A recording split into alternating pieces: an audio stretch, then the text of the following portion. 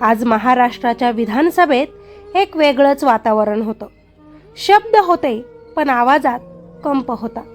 नेते होते पण डोळ्यांत अश्रू होते. कारण आज मुख्यमंत्री देवेंद्र फडणवीस यांनी सभागृहात अजित पवारांच्या निधनाबद्दल शोक प्रस्ताव मांडला होता आणि त्या क्षणी संपूर्ण सभागृह भावुक झालं होतं. अनेक नेते बोलले पण सगळ्यांच्या नजरा ज्या व्यक्तीकडे लागल्या होत्या ते होते अजितदादांचे पुतणे आणि राष्ट्रवादी काँग्रेस शरदचंद्र पवार पक्षाचे आमदार रोहित पवार. रोहितदादा उभे राहिले पण काही क्षण त्यांना शब्दच फुटले नाहीत. त्यांच्या डोळ्यात अश्रू दाटले होते. त्यांचा आवाज भरून आला होता आणि मग त्यांनी काकांच्या आठवणी सांगायला सुरुवात केली. एकदा अजितदादा मला म्हणाले होते, रोहित, तुझ्या झिपऱ्या फार वाढल्या आहेत, त्याआधी कमी कर.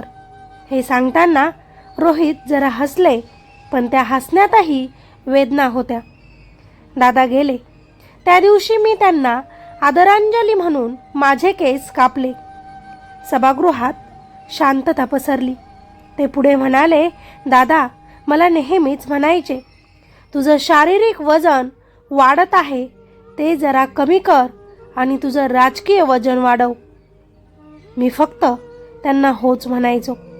पण आज मी त्यांना शब्द देतो, शारीरिक वजन कमी करेन आणि माझं राजकीय वजन वाढवेन, पण माझी ही हेअरस्टाईल अशीच ठेवेन. आणि मग त्यांनी एक अशी गोष्ट सांगितली त्यामुळे संपूर्ण सभागृह स्तब्ध झालं.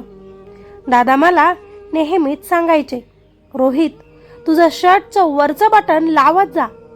पण मी एक गोष्ट ठरवली आहे.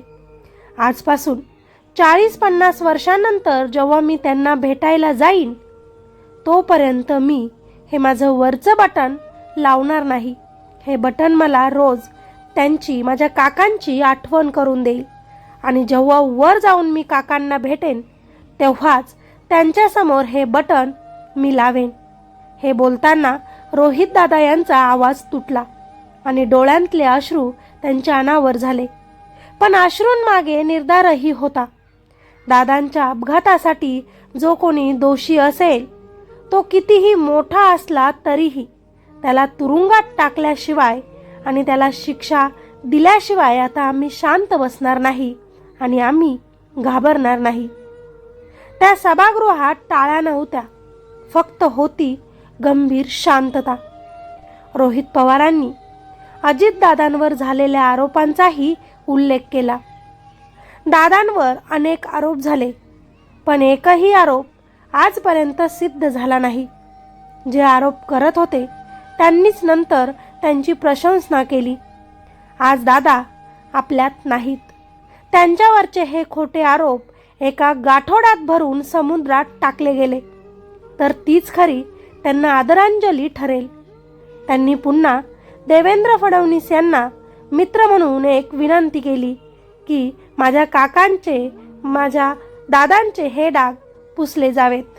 आणि मग त्यांनी सुनेत्रा पवारांकडेही पाहून म्हटलं की काकी, तुमच्या राजकीय प्रवासात जेव्हा जेव्हा तुमच्या या पुतण्याची गरज तुम्हाला लागेल तेव्हा तेव्हा नेहमीच मी तयार असेन.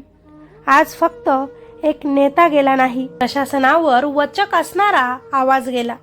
जात धर्माच्या पलीकडे काम करणारा एक नेता गेला. सूर्योदयाआधी काम सुरू करणारा आणि सूर्यास्तानंतर थांबवणारा एक कार्यकर्ता गेला. महाराष्ट्राच्या राजकारणातील एक रुबाब गेला. ग्रामीण बाज गेला. बेधडकपणा गेला. वेग आणि आवाका गेला. आणि सगळ्यात महत्त्वाचं, राजकारणातील मिश्किलपणा गेला. अजितदादा पवार नावाचा जादूगार हसवत हसवत संपूर्ण महाराष्ट्राला निशब्द करून गेला. असं म्हणताना रोहितदादा पुन्हा एकदा भावुक झाले. आजचा दिवस फक्त त्यांच्यासाठी शोकाचा नव्हता तर तो दादांच्या आठवणींचा होता, तो वचनांचा होता आणि एका पुतण्याच्या डोळ्यांतून वाहणाऱ्या अश्रूंमध्ये एका लढ्याची सुरुवात होती.